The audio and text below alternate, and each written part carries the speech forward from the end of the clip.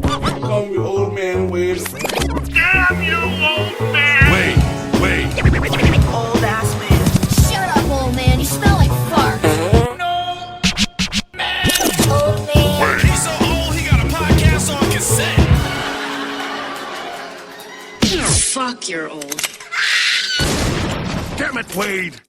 And welcome to the Old Man Wade Show. I am your host, the God of Stubborn, the Lord of Laughter, Old Man Wade. Unfortunately, my co-host Sue Hobby is taking his lovely wife out for a beautiful. Unfortunately, he's taking his wife out. Unfortunately for me, I'm selfish. Let's just call it like it is. I am being incredibly selfish, and I'm saying unfortunately for me. So he's out taking his lovely wife for a amazing birthday weekend. So I know they're somewhere being incredibly happy while I'm at home being petty and selfish. My lovely wife, the Valkyrie, is helping her cousin move, so she's out saving the world as she always does. But I was lucky enough to actually bring a guest back who has helped the show a lot in terms of viewers. So obviously you are a fan favorite. Let's tell everyone where you are and who you're from. Why don't you tell everyone who you are? God damn, what the fuck is wrong with That is today? weird to be a fan favorite. I am Charmaine, a.k.a. Mixed Girl Maine, a.k.a. Madam Fury, whatever my other ones, Charmanigans.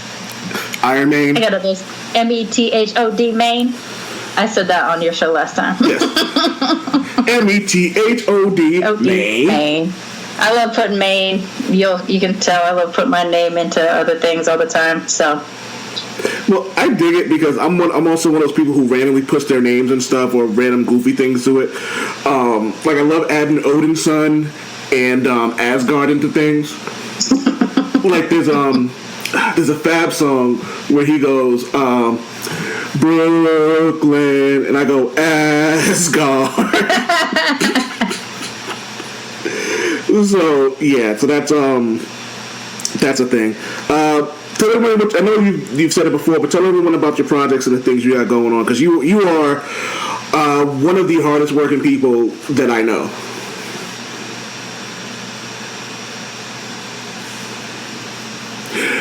We are now experiencing technical. Oh, there we go. Yeah. So I am the owner-operator of Main Hustle Media Podcast Network for POC created content. My flagship show is Militantly Mixed, which is about the mixed race identity from actual mixed race folks. The second show is Black Radical Queer, which I produce for Javi and Nicole, self-explanatory. My third show is BLERDcoMIXed. I co-host with my boy Blurred Vision, my childhood friend, and we talk about being mixed black blurs.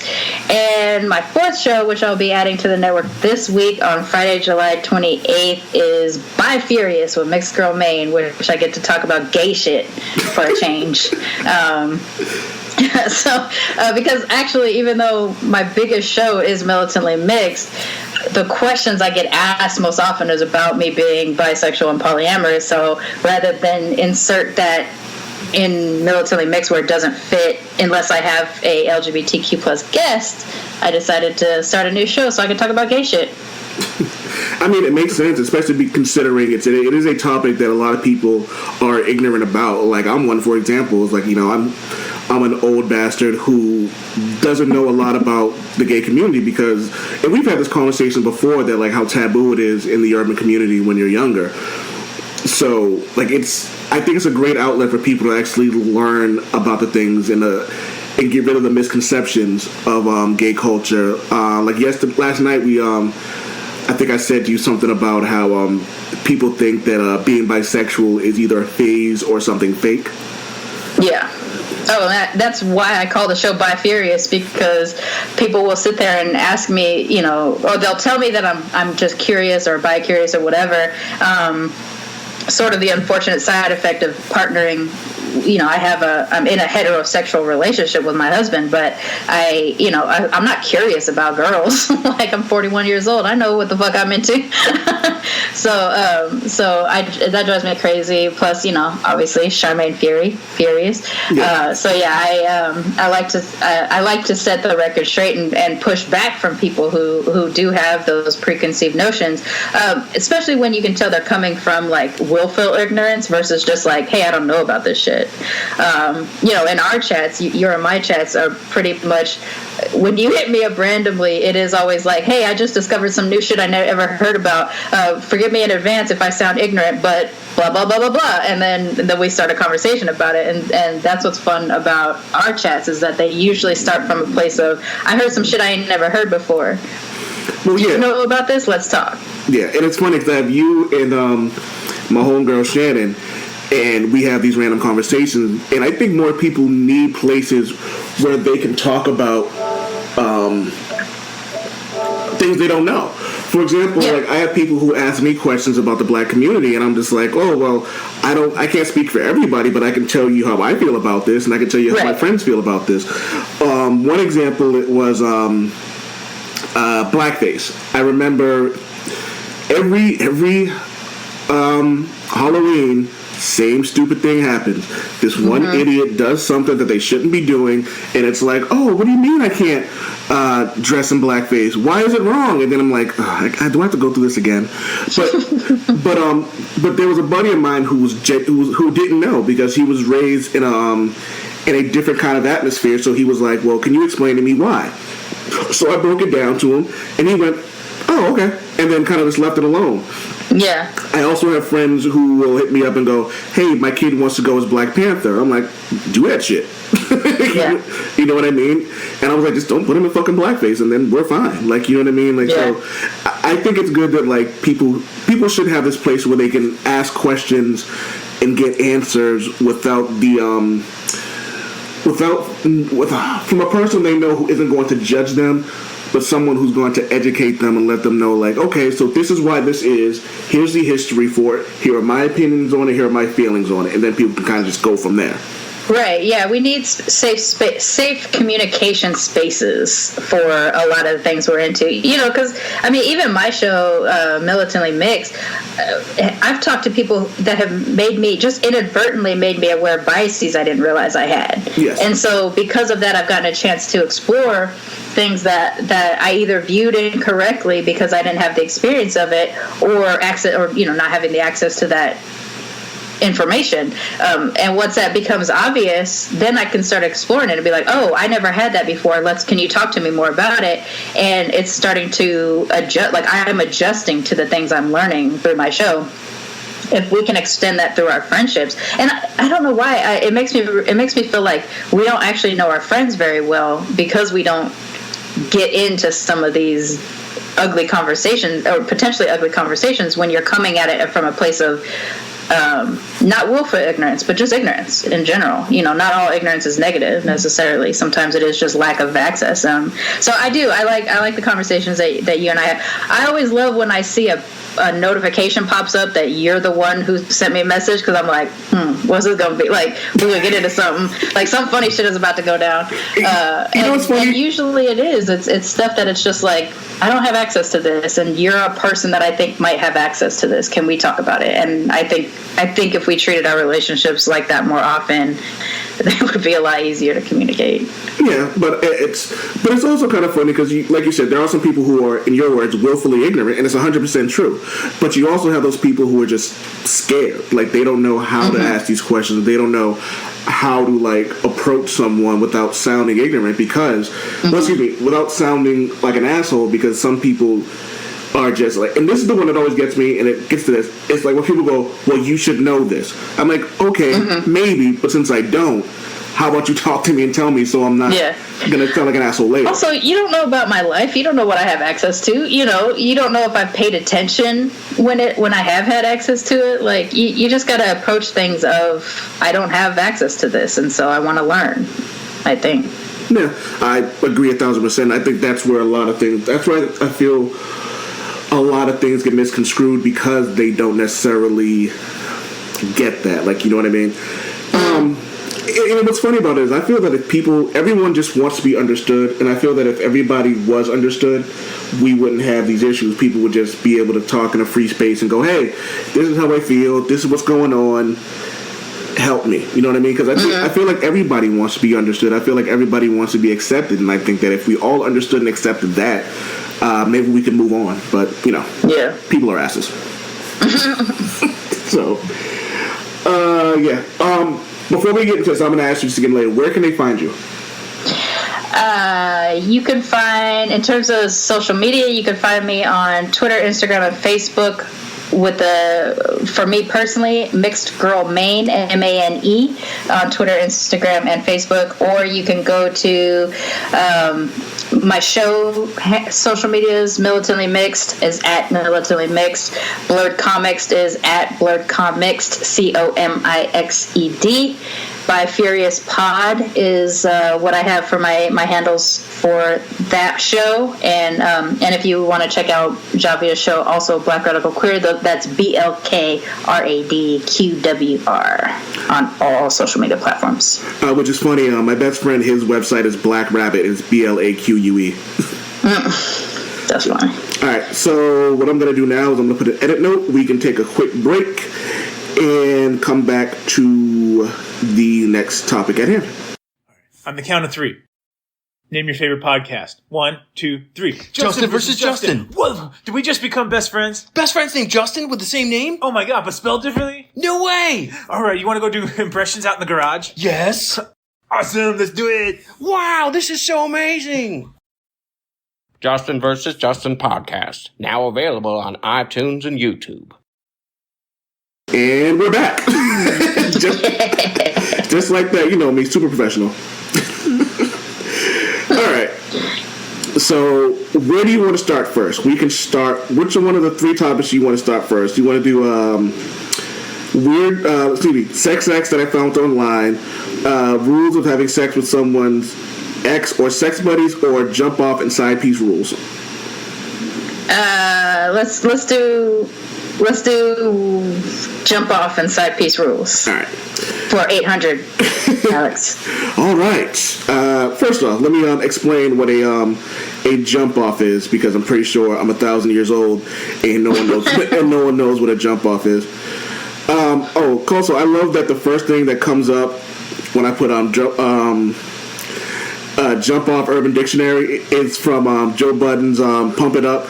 My jump off doesn't run up at the mouth so much. My jump off never ask why I don't go out so much. Essentially, your jump off is your side piece.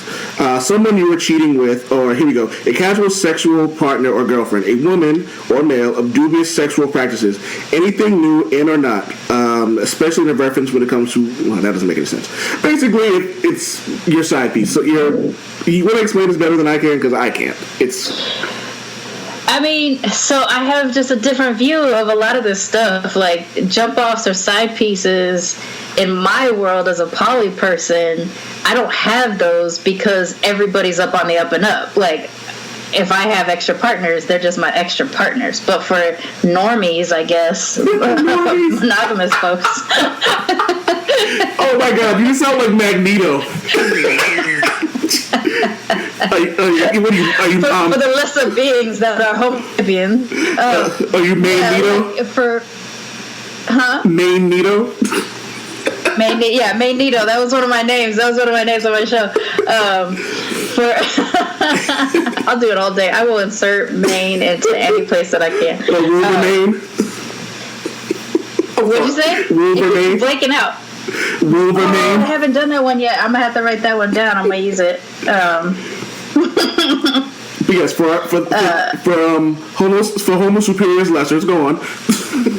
Right, exactly. For those of y'all who consider yourself monogamous but are on the DL or whatever you want to call it, I think that's the best way to put it. Yeah, it's just you're lying. It's just someone on the side. It's distraction. It's extra. I don't think all people who are non-ethically non-monogamous are suited for open marriages or open relationships or polyamory, but yeah, a jump off or a side piece is just someone you don't have sanctioned relations with your main partner. Yeah. Sanctioned relations. I gotta turn everything into, I'm a buzzkill when it comes to that kind of stuff. I mean, if you just stepped over to my side and you had extra partners, it would be on the up and up. It would be cool. So. Well, yeah. Like, oh god, so you've seen Black Mirror, the new season, right? I haven't watched the new season yet because every time I'm getting ready to watch it, it's like close to bedtime, and I already know I need to be like awake and emotionally prepared for it. So I have not started watching the new season yet. Then I can't. I will, though. Something comes up with this at the end of one of the episodes, and it kind of leads into what you were saying, but I won't spoil it for you. So I asked some people what their rules on side pieces are, stuff like that. Some of the answers were, my friends are my friends, and they're assholes, and I love them. I love them to death. My best friend, don't call my phone ever. I mean, it makes sense if you're trying to cover something. Don't post pics of me on social media. Mm-hmm. My aunt says, don't tag me in shit ever. I love that that's your aunt. Oh, I love my aunt. We are 3 years apart. Oh, okay. So, what else? Cousins. What was it? Don't expect anything from me that my girl would or should be doing. Wait, don't expect anything from me? Yes. That my girl should be doing? That he should be doing for his girl. Copy that. Okay. But what's funny about that is if you think about it, like, you shouldn't even be, if that's your girl, then you shouldn't even be worried. You shouldn't even be fucking her. But that's neither here nor there. But that's neither here nor there. If you see me in public with my girl, don't speak to me or acknowledge me. Don't expect we'll go out together. Okay. So that means definitely separation, not like someone you're fucking with that knows your circle. Yes. Boom, got it, okay. Those are the ones I got, because those are the only few people that I could think of that I could ask without them, without their significant other, bugging off or something like that. Copy that. So I will admit to only one time in my entire existence as a either poly or open or whatever person, I was involved with someone who was involved with someone, and discretion was a requirement for that relationship. I won't ever do that again. I didn't particularly like it coming to my doorstep and stuff like that the way that it did, but it's just it's a mentality that doesn't make sense to me. Like, I'm probably the worst person to talk to about this topic, because for me, like, my relationship with my husband, before we were even open, before we were anything, on day one, we would walk down the street together and we'd see, an attractive girl, and he'd be like, can I hit that? And I'd be like, can I first? I don't want to sloppy sex. Like, it was always the nature of our it was like always the nature of our relationship, even before we knew openness or friends with benefits or polyamory or anything like that was even going to be on the table in our future. So for me, like, honesty, I still regret this one involvement I had that I wasn't honest about. It still bothers me, and it's been decades. Really? Like, yeah, it still eats away at me. And there's this thing about deciding whether or not to clear the air. And then I wrestle with the idea of, like, well, if I do that, I'm doing that for me to make me feel better, but potentially really upsetting or ruining a relationship that's still in existence. And is that my job? Is that, like, so I'm still wrestling with that, and it's been decades. So now it's like, that's just never an option on the table for me. A side piece, a side hustle. It's happened to me. It's been done to me, and I fucking hate it, and it's a damn nightmare. But, I just can't put myself into the mindset of someone who wouldn't start before any funny business. We would turn to my partner or partners and be like, look, there's someone I'm interested in. I'm thinking about pursuing it. Thoughts, feelings, emotions, whatever. Yeah. Like, it's just never in at least specifically the last 15 years or so, I haven't been able to have that approach. Yeah. I've said before, first off, I'm way too insecure for that. So I know who I am personally, and me and my wife have actually had this conversation recently. We were talking about polyamorous relationships, and she was just like, for me, it just doesn't work, and she was just like, it's just not for her. And she goes, it works for other people. And she goes, and we were both in the same boat where we both didn't get it. You know what I mean? Because again, we were kind of ignorant to it, and it didn't seem, for the lack of a better term, it didn't seem normal, quote unquote. Right. But the more people we've talked to about it, the more we're kind of just like, oh, do your thing. I'm not the kind of person who thinks that all people should be this way. I certainly don't think everybody's cut out for it. And there are times and ways in which I am not cut out for elements of it. You know, like everybody's approach to it is different. I mean, I've gone through the gamut. I've been open. I've been friends with benefits. I've been polyamorous. Polyamory makes sense to me, even though I'm not actively in a polyamorous arrangement. You know, I'm not involved with anybody else. I'm not in love with anybody else. My husband, to the best of my knowledge, is not involved with anybody else or in love with anybody else. So at the moment, our lifestyle is not actively polyamory, but my mentality and his mentality is. But the older I get and the more crotchety I get, because I really do lay into that old crotchety bastard mentality, I'm more leaning towards the friends with benefits mentality, in which, like, do I have to put effort into emotions and feelings over you, or could I just fuck if I wanted to? Like, so even now I'm in a transition mentality way in which I do identify still as polyamorous, but right now I definitely don't have the emotional capacity to be involved with anybody else. But I fantasize about fucking other folks, so maybe that's more where I'm at right now. You know, like, it changes for me even on a regular basis, but yeah, like, I think there's some people cut out for it and some people who aren't. Jealousy is going to be an issue regardless of whether or not you're poly, open, monogamous, whatever. It just depends on the thing. So yeah, I make jokes about side pieces, and for me, side pieces are like people that I like to hang out with because of a specific thing. So, like, a nerd side piece would be like, my husband doesn't know this stuff about, like, he doesn't get geek shit the way I get geek shit, so I need a geek shit side piece, you know, like, you know, that kind of thing. But it's like a joke. Like, in my case, it would be a joke. It wouldn't necessarily, because I'm going to tell him if I meet somebody that I'm interested in, I'm going to tell him about all that stuff. So yeah, I don't understand people. What do you need side pieces for? Just be open or not.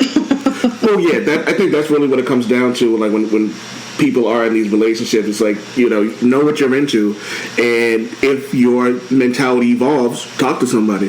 Like, I'm pretty sure that in some way, shape, or form, my sexuality is probably going to evolve. My wife's is going to evolve, and so then we'll have a conversation together, and we'll go from there. Like, you know what I mean? Like, yesterday we were having a conversation about eating ass, and that is my husband's number one thing right now. Every time there's someone hot on TV, he's like, eat her ass. It does not matter what is happening. It's just ass eating all day. I don't know when that happened, but yep, it evolved into ass eating. And so I'm having this conversation, and so I'm listening to her talk, and then she starts talking about her doing it, and I was like, time out. This whole time you were talking about you eating ass, and she was like, yeah. I go, okay, continue. Because, like, and I'm listening to it, and it was funny. Then that got into, like, just ass play being taboo, and this episode comes out after the one we did, but it was just kind of funny that, like, the idea of ass eating, even between two people, where it's like one person's thinking, oh, you're getting your ass eaten, and the other person's like, no, I'm eating ass. And so she has I believe she has a degree in biology, I want to say. I think it's biology, and she was talking about how, like, the more she learned about the human body and stuff like that, to her, the grosser it got. And I was like, well, to me, I don't give a fuck. I'm a guy. I'm a dude. I really don't give a fuck. Like, it's just like, it's like, oh, I've been working all day. I'm like, I don't care. Like, you telling me that's just make me want to do it more. But that's just, my husband's like that too. Like, I would say he's hella chill about shit like that. Like, for me, I'm like, take a bath, do this, be fresh, and he's just like, I don't care. I'm eat your ass. I would say that I am happy to receive ass eating. I have yet to be able to put myself into the headspace in which I could be the ass eater. Headspace? Phrasing? But you know what's funny is, like, I've never had my ass eaten. That's just, I can't get comfortable enough to do it. Like, I don't like my butthole being touched unless I'm wiping it. Like, that's just how I roll. And I was actually talking. I love a finger in the ass. Finger in the ass is great all day. I've already had this conversation. Like, someone ruined that shit for me, and who knows? And so, actually, talking to my homegirl Shannon, I was talking to her about it. She goes, "Oh, so she sent me a link to, like, all these, like, random, like, toys you can use to, like, get comfortable with your butthole. And one of them had, like, this, like, ring on it, and it had a little thing. I'm like, the fuck? And I'm like, huh.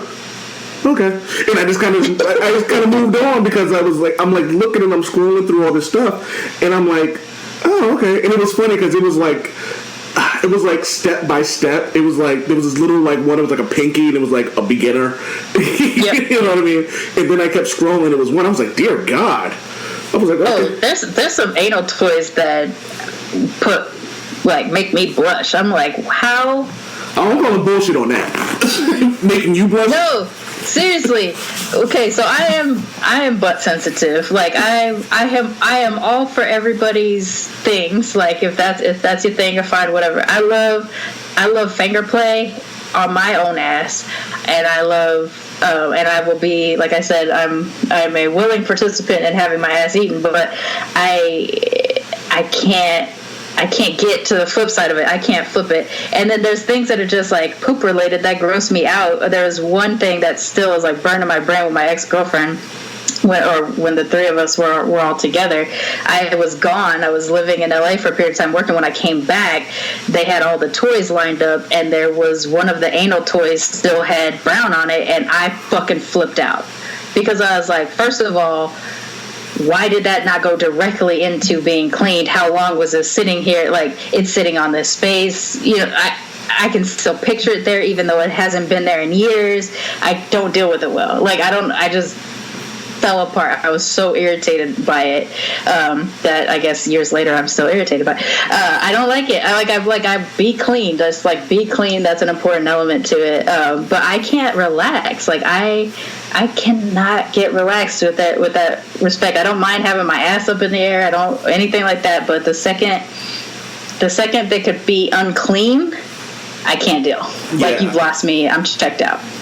Yeah, it was one of those things. I remember, like, the first time I did it, I was just like, oh, why did everybody get all up in arms about this?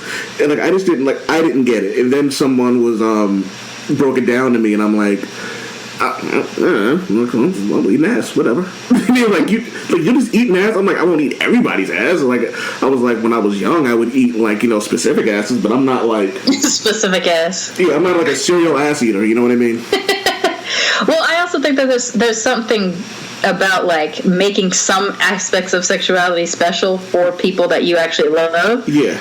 Like, for years, I never went down on other dudes because that was something that was just special for my husband or whatever. I had all kinds of issues with giving head when I was younger too. There was, like, control issues that I had related to it and stuff.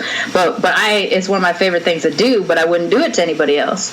And then I finally got around to doing it to another dude, and I was like, at first it was kind of, well, to be honest, it was revenge. The reason why I did it, because I was mad at my husband, so I sucked another dude's dick.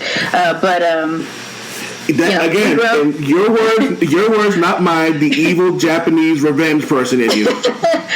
We grow, we change, and now, like, I don't really see a harm in it at all for not being necessarily a special thing. But there are certain things, like, I probably wouldn't like, I probably, if I ever got around to eating ass, it would be just my husband's. It probably wouldn't be some rando person out there on these streets, like, or some person that I just get involved with. It would be a level of intimacy that would be higher than others, and therefore I wouldn't offer it up to everybody or whatever. That being said, I'm not sure what other things I would even do that for, but I think it's fine to have things that are special. I agree. So let's see, where are we at now? All right, so let me check. Oh, but the blush thing, you said you were calling bullshit on it. So I had one of those kits that was like trying to prepare your ass for anal play, right? And it was like from pinky side, like you said, all the way up to, and this was probably like this. It was probably this big by the time. Jesus.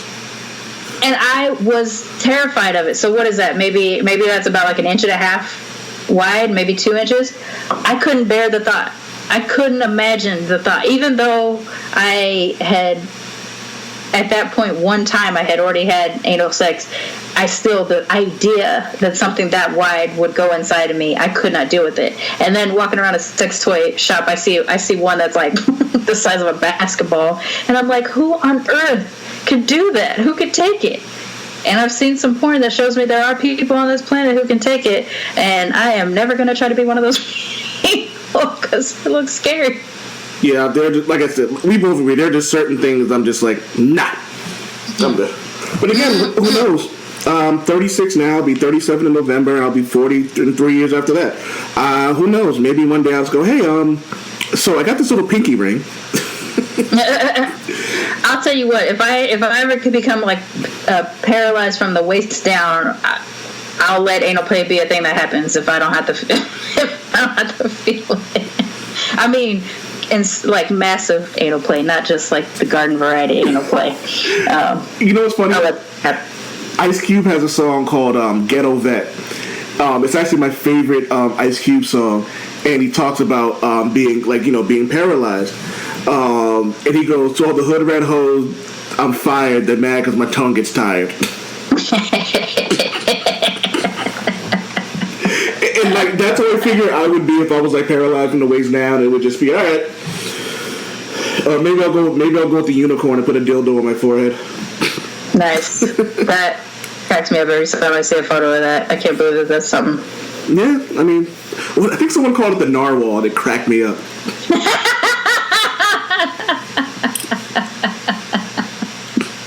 That actually makes way more sense anyway. Don't it? Caution in the wet. All right, I'll take a quick break, and we'll be back with the next topic, which I think is actually going to be pretty funny. And we're back. So this is a topic we both kind of like, we had a quick conversation about, and I remember you said, like, at the beginning of the show, you said you only got to a certain one. And so, right. This is thanks to fucking college humor, man. I can't believe that site is still active. That's hilarious. Yeah, it is. So what we have here is 12 Urban Dictionary sex acts that will get you arrested. Number 1 is munging. MUNGING. Step 1. Oh, you're breaking up for me. Can you hear me now? I can hear you now. Alright, so step 1, go to a graveyard with 4 of your buddies. Step 2, dig up fresh corpse, female, and have a gangbang. Okay. Afterwards, one of them puts their mouth over the vagina. Step 4, someone jumps on the stomach. You see why I only got through one? Alright, moving on. Moving on. That one was rough. Alright, wolf banging. You know what? I don't know if I'm reading any of this because my listeners don't really give a fuck, but some of these shits are just wild. Some of them are pretty wild. Yeah, I think I saw partway through to the second one. That one's wolfbane? Yeah. Which I only read because my family name on my mom's side is Wolf, and so anything wolf related I always look at. Yeah, so my bad about that.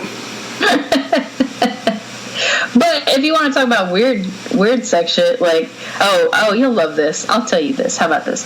So my husband is a philosophy professor, right? And what he likes to do as a class opener is like first day icebreaker is he likes to talk about the ethics of necrophilia to his classes just to lay the groundwork for people what they're gonna do or whatever. And by the end of the class, he can show you that there's actually nothing wrong with necrophilia. It's just icky. And so ickiness is the thing that people think is wrong. And people cannot deal with, because once you remove the element of consent, because the body is no longer in the position to consent, it's just a tool at that point. It's no different than a dildo or a sex toy in any kind of way or shape or form. And people can't deal with it. It's so horrifying. But this fool, as a job application once, he was supposed to teach a lesson in the attempt to get a full-time teaching position. And this motherfucker went in hard on necrophilia to a school district that at the time he did not know, or to a college that at the time he did not know was in a very conservative Christian area. And he had this guy who was like a hardcore Mormon giggling throughout the entire job interview while he's working to convince them that there's actually nothing ethically wrong with necrophilia. And he got the job. Okay, here's my thing. If he could explain that in such a way that got him the job, then to that I say this.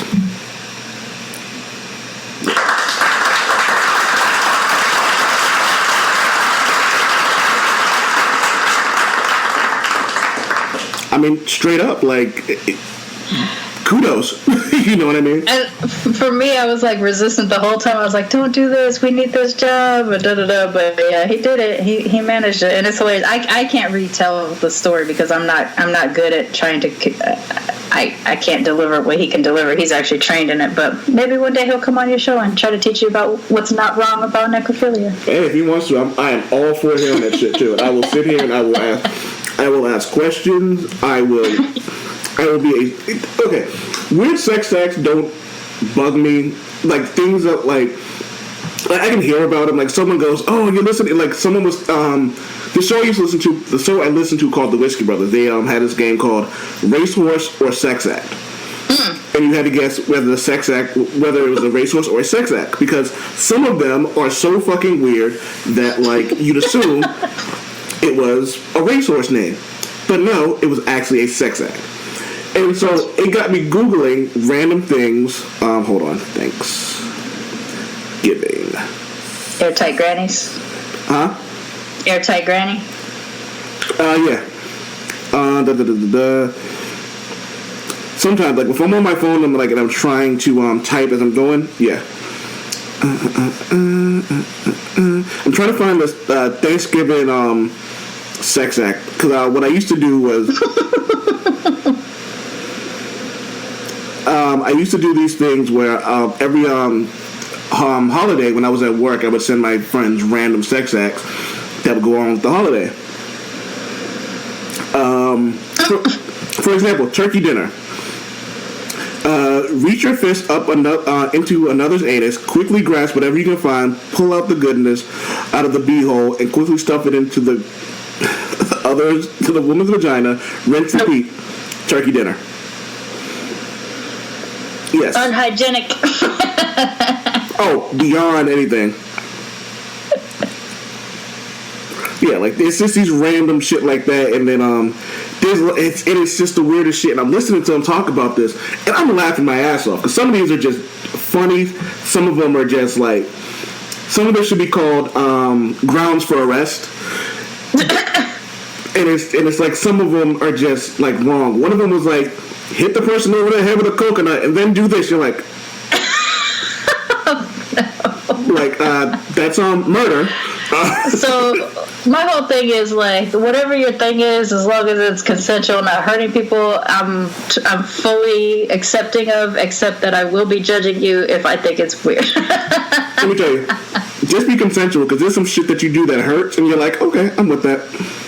Yeah, like if that's your thing, I'm all for it. I understand certain levels of pain being added to sexuality and it's fun or whatever. I don't have as heavy a pain during sex threshold as I have a pain out in the world threshold. So You know what's funny is I seen this. I don't know if you ever seen this meme. It was of Principal Skinner, and he's kind of looking down, and the meme goes, "When he chokes me and I can still breathe," and it's Skinner going, "Pathetic."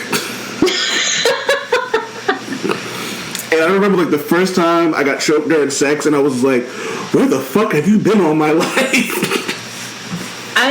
I haven't been a recipient of it because I have trauma related to it, but I tried to be gully once for my ex, and because that was something she was into, and I still have on occasion like flashback memories of how scary it was to have turned a dark-skinned black girl red in the face, and I want to be down, I want to be gully for a partner, but man, that one fucked me up.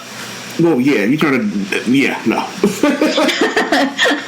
I was like, no, I can't. So, I'm like, for whatever people's things are, like I said, as long as they're consensual, I'm down for supporting it and supporting people's, right to enjoy that kind of shit. But man, there are sometimes when someone will say something, I'm just like, no. I'm like that Tracy Morgan meme of him from whatever that movie was called, Cop Out, where he's just like, no, nope. no, hell no. Do you know what's funny? Like on the flip side of that, you ever been you're having sex and then someone says something so off the wall that it makes it better? I remember years ago, before I was with my wife, I'm having sex with this girl, and she was like, we would just go at it, and this was like right when I was really I guess really like discovering who I was like sexually and slowly getting out of my whole phase, and we were going at it one day, and as I'm doing my thing, I shit you not, she goes, "Hit it with the might of Thor," and oh man, that would have just wrecked you. You would have been done at that point. Full explosion. I went harder, but it was later on, we're laying down. I'm like, "What made you say that?" She was like, "I don't know, I thought you might like it," and I was right. I'm like, "Cool." So the problem is, my husband and I have been together so long that I can't. There's certain elements of not being able to take this full seriously. That there are things that he would say when we had the same girlfriend. There were things that he would say that would totally be a turn on to her that would make me bust up laughing because I can't take him seriously like that. Yeah. Like one of the elements between us that makes us sexually. Part of the reason why being open or polyamorous is beneficial is that he has kinks I don't have, and he's a dom and I'm not a submissive, and so that makes certain fetish play very difficult for us because we differ on that, and that was something he had to come to or whatever. And so there'd be times when the three of us were all together where he would say something to her and she would obey, and I would die laughing because I know who you are, fool. You are not you cannot possibly be dominant to me, but to see it work on somebody made no sense. I just couldn't I just couldn't even deal with watching him do it because it was so hysterical to me. So I would have to basically work really hard to keep my, stop from laughing, which totally pulls me out of what we're doing,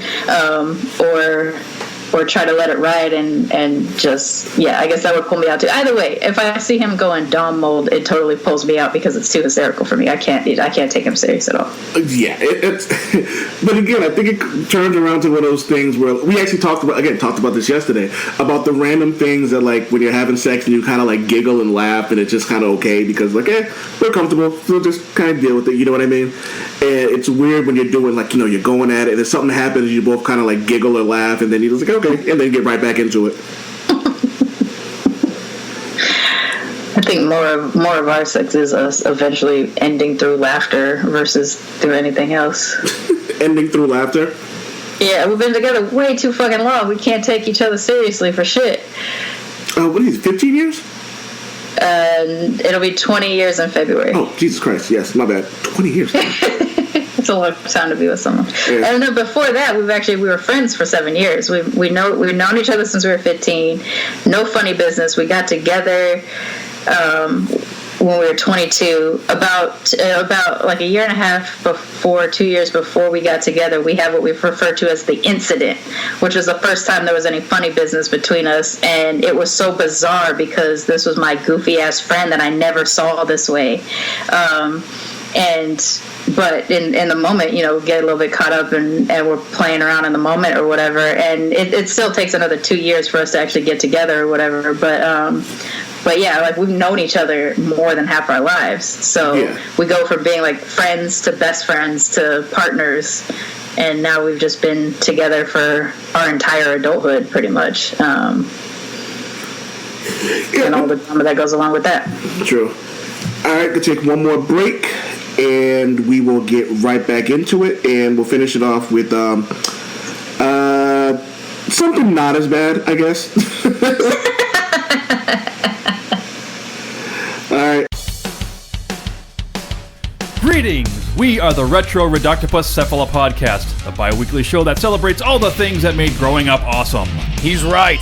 We wax philosophic about lots of geeky crap like old video games and movies, toys, cartoons. I don't know, help me out here. Music, pants, quoting video games that don't have dialogues, shabibans, tasty news, unnecessarily long Japanese onomatopoeia, butt breathers, uncomfortable nature facts, or how to install a thermoflange. And unlike all those other podcasts, we at Retro Reductopus have an exciting rotating host schedule. Do we? We sure do. So, if you didn't like the guy flapping his gums this week, like me, worry not, gentle listener. Next week we'll have a whole new host. Of problems. Hey, they might still suck, but they'll suck differently. And you know what's really cool? Retro Reductopus is part of the Inebriard Podcast Network, with new episodes out every Tentacle Tuesday. Which is like every other Tuesday. We named it. Anyways, you can listen to us at iTunes, Google Play, Spotify, Stitcher, or straight from the tab, reductopus.buzzsprout.com. And we're back. So I don't know why this kind of, I guess, led into the stuff we were talking about. Are there rules with having sex with someone's ex or their previous ex buddy? So, okay, I'm a little bit weirder, I think, about rules than probably other poly folks or even definitely my husband. We definitely differ on this. Like, I am really weird about certain things. Like, I don't think it's cool to, like, fuck your friend's sister or anything like that. Like, even though I've done that. You just can't stop with that. You just if this is a story you can tell, you just can't drop a bomb like that. If you can tell the story, please do. All right, this is one of two of the worst things that I think I've done to someone that I've been sexually involved with, or friends, whatever, blah, blah, blah. When I was 21, I was like the unofficial third to a married couple, and the only reason why is because I had been bisexual. I had been clearly understanding, clear in my bisexuality, except that I had never been with a woman yet. And plus, it was the 90s. It's not like you could just walk around high school being like, "I'm clear, it's fine." You know, it was not a time that it was safe to be out. And by the time I was 21, I was fucking desperate to fuck a girl. And an opportunity presented itself with this married woman that I was in class with. And she was ugly as fuck. I wasn't even the least bit attracted to her.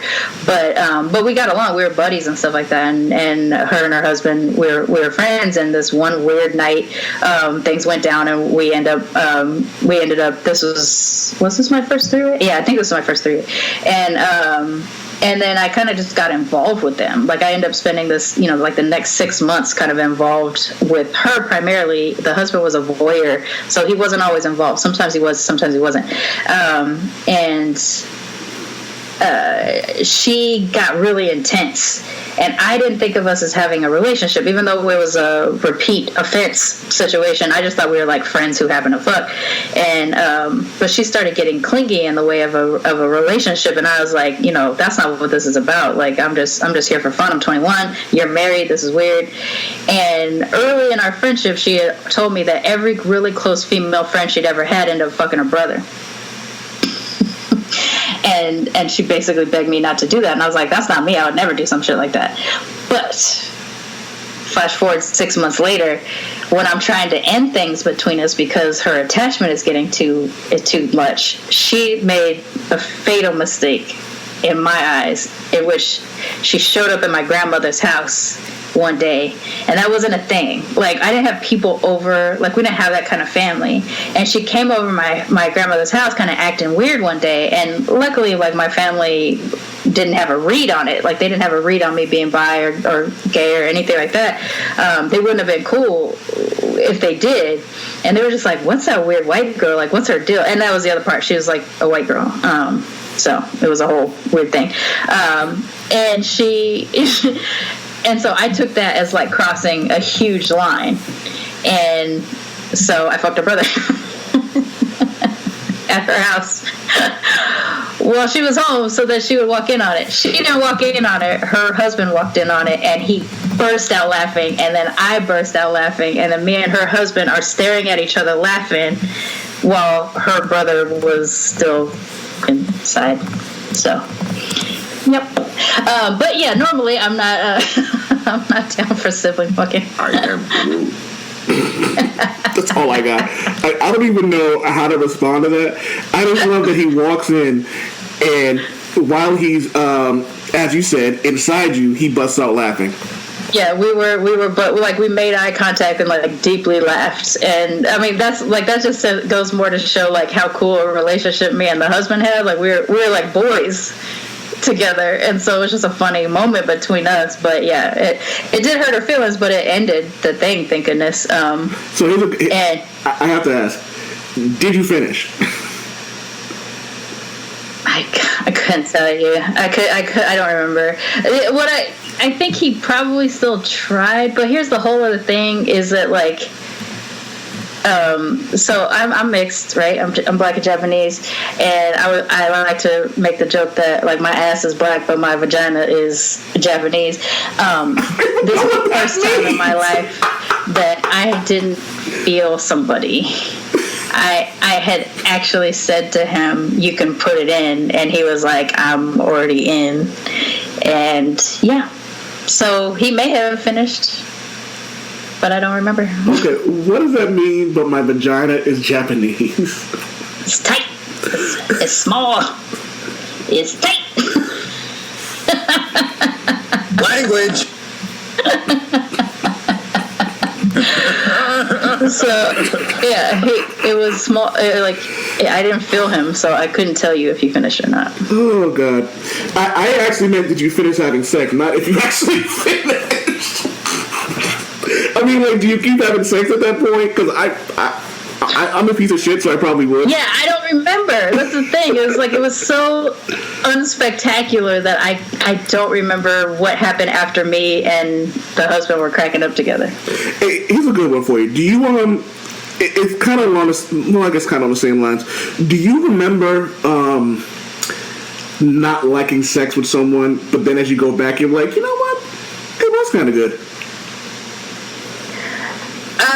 Not quite. So I'll say like with my ex-girlfriend, she was the worst sex I've ever had in my life, like with a female partner, and she was the only one I actually had feelings for. So, you know, let's deal with that on another episode. But like she was a person who she attempted to have sex with me like I was a dude. So the tricks and the things that you do with a dude don't carry over to what you do with a woman.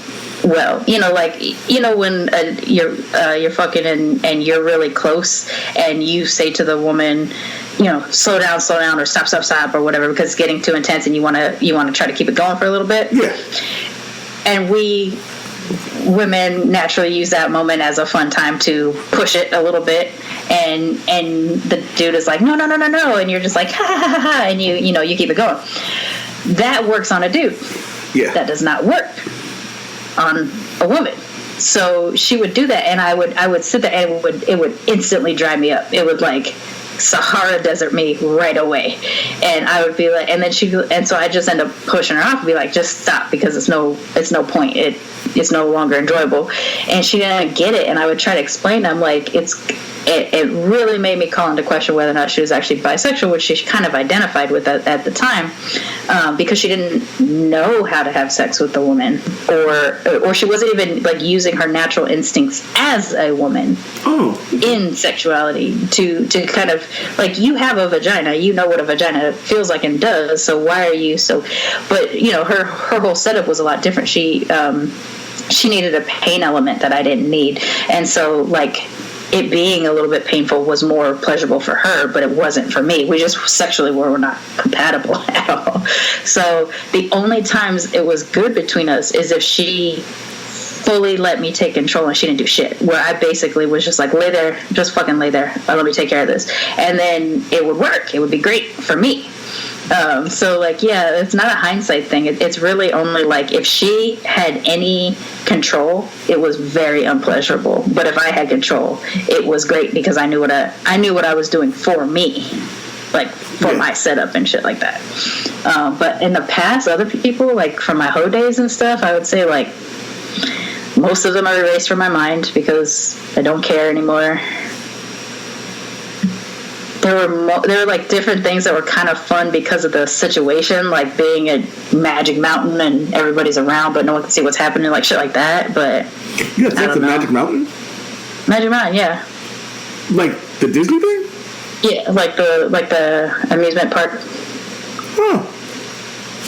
Public, when I was younger, like public displays of, trying to be sneaky in public and things like that was fun. I don't know if I care as much now that I'm old as fuck, mostly because I've got bad knees and I know I wouldn't be able to run away if anybody caught us. But it's funny how like little things like that are the reason you stop doing things. Like, cause I used to like when me and one of my exes were together, we used to we enjoyed that shit. Like, let's get it on here, let's get it on there, and like I was this close to joining the Mile High Club, but like even when I was smaller, my shoulders have always been big. So having sex in a airplane just wasn't going to work.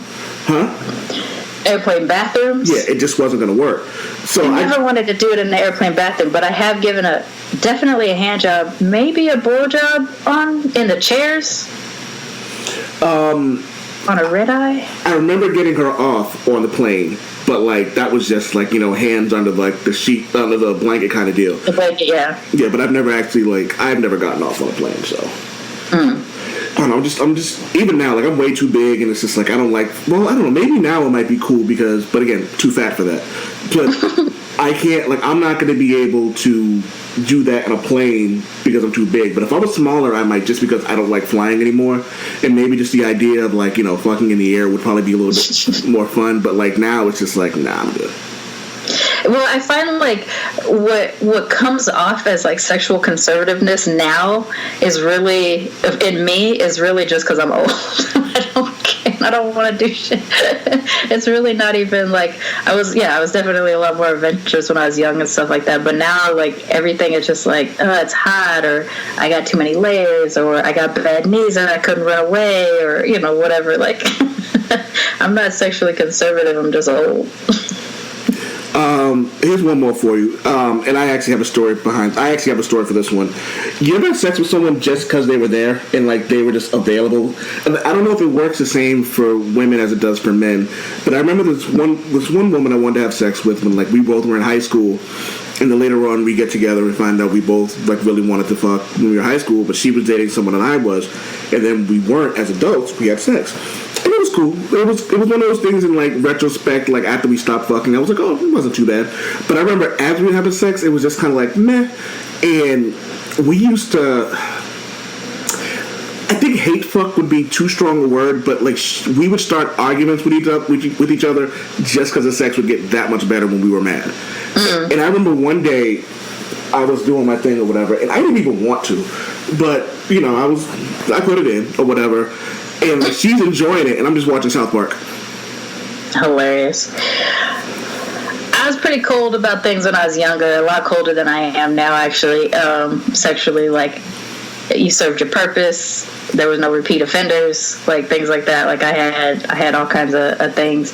But literally, the very first time I had sex with a woman, that woman that I was in that unofficial third for, that was exactly it. We were in a film editing class. We were in a film class together. I was at her house. We were editing. Our film group was all there. We shot and edited during the day. It was late at night. Everybody had been drinking, pretty much except for me, I think. And she expressed interest in having sex with a woman, and I was like, perfect. I've been waiting.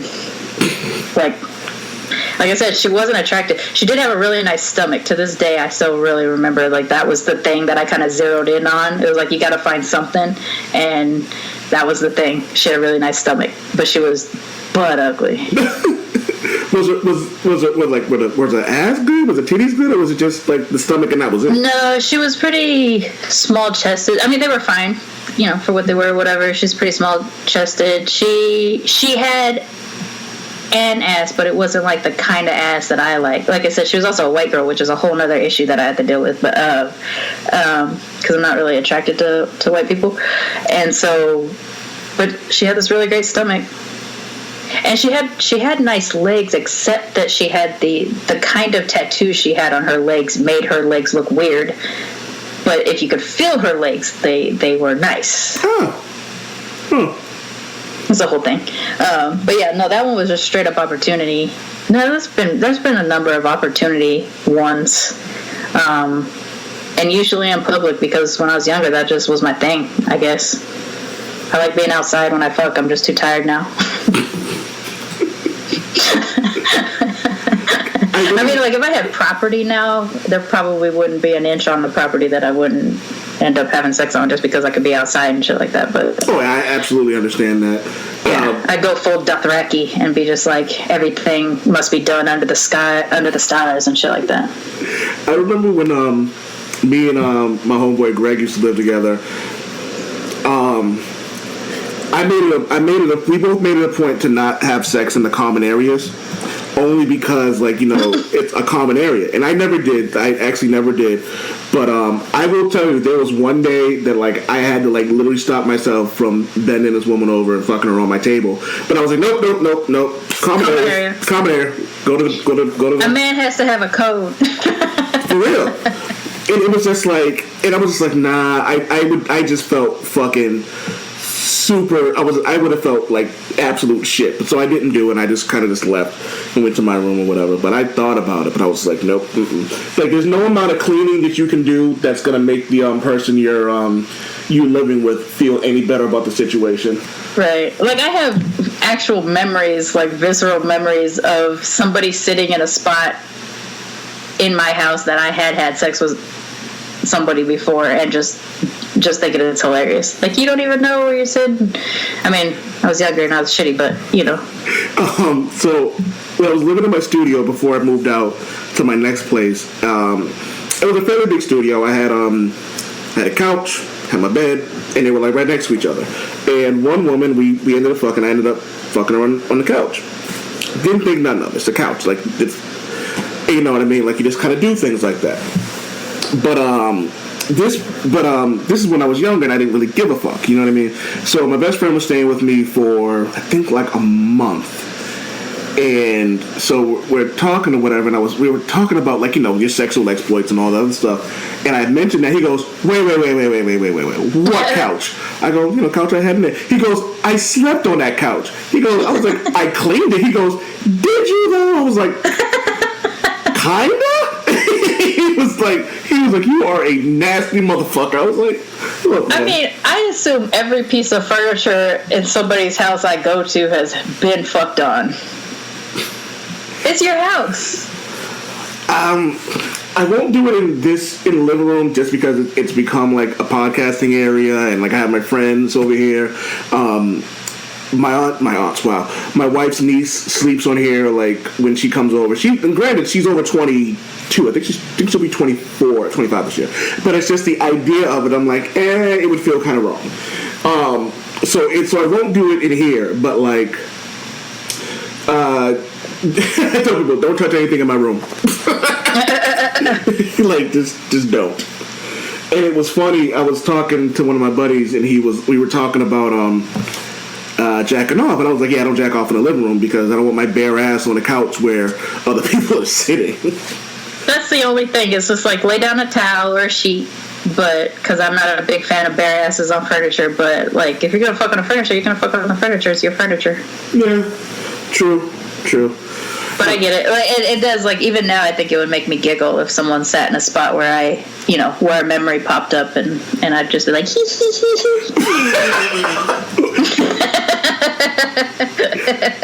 What was that laugh again? I am so turning that into a drop. I am turning that into a drop. Like as soon as I get off this shit, it's just gonna be random. And you're gonna listen. Now you're gonna hear yourself going.